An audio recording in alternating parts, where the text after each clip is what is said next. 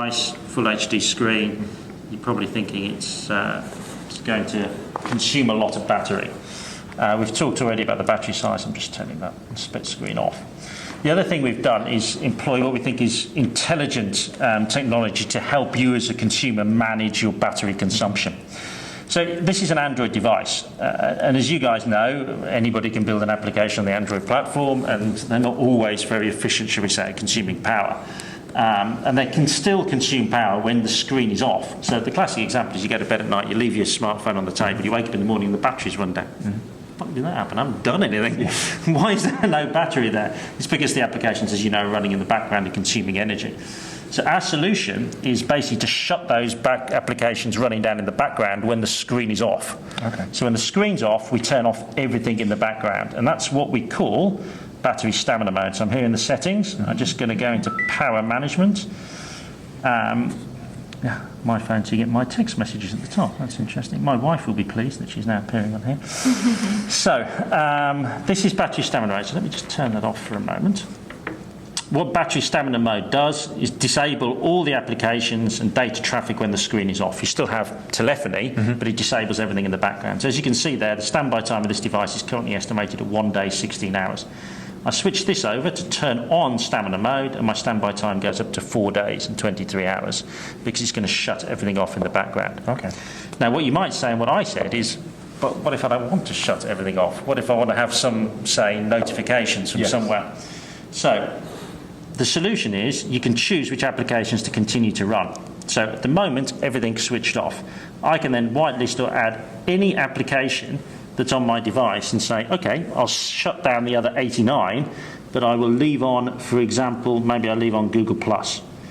It's done, and that application then runs in standby in the background. Okay.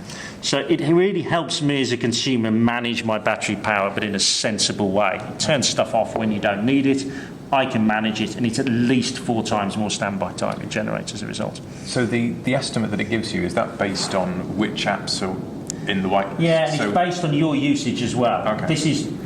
This device I opened this morning, so it's not really used to my usage. So, but the estimate it'll give you will also be based on the whitelisted apps. Okay. It won't actually show it here because the device hasn't been running for long enough, but it will give you, if we go back, it will give you a clear estimate. An adjustment, so it'll adjust that figure depending on... Okay. Correct. Exactly. Let's talk a little bit about the camera now. As I said, 13 megapixel camera to the rear, 2 megapixels to the front. It has the XMOR RS for mobile sensor, which is the first sensor in a smartphone to bring you HDR for video. HDR stills you guys are pretty familiar with. Oops. You've seen before. This now brings us HDR for video. The other thing that it brings us, you see a very clear UI here, not cluttered, video button, camera button. Here in the top left-hand corner, you may recognize this symbol from our digital imaging devices. This is called Superior Auto. And what it does, again, is try and help you as a photographer take your best possible pictures by adjusting to the best possible settings. So to give you an example, if I move my hand in the background there, you can see a little icon of a running man is appearing just to the right there. That's because the camera's noticing there's movement, so it's adjusting the settings accordingly. If I take it away, it's gone. If I just drop the phone flat on the table, you're going to see a low light imaging coming up. So it's adjusting to the scenarios to try and take the best possible picture. Because I'm not holding it, you also see a tripod type thing come up, so it knows the camera's static. So it's automatically adjusting the settings. The other interesting thing in the camera I'll show you is burst mode. So burst mode is not necessarily new, you've seen it elsewhere. For our burst mode, we take 10 frames per second with a 9 megapixel camera, so that's a higher level of capability than elsewhere. And also, you can go on forever or until your battery fills up. So if I hold this button here, it just carries on, and on, and on, and on, and on. See how far we can go. We're up to 81 we ended up on.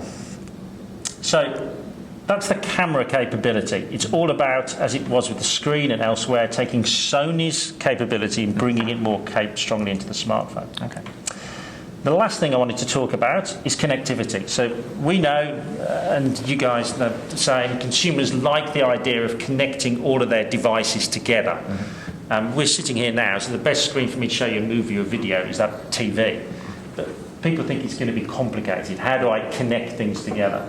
So our solution is to use NFC as an enabler. NFC is the thing that we've chosen to connect devices together.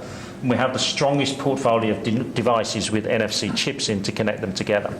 So tonight, as well as announcing this smartphone, we'll announce 5 TVs which have an NFC chip in the remote control.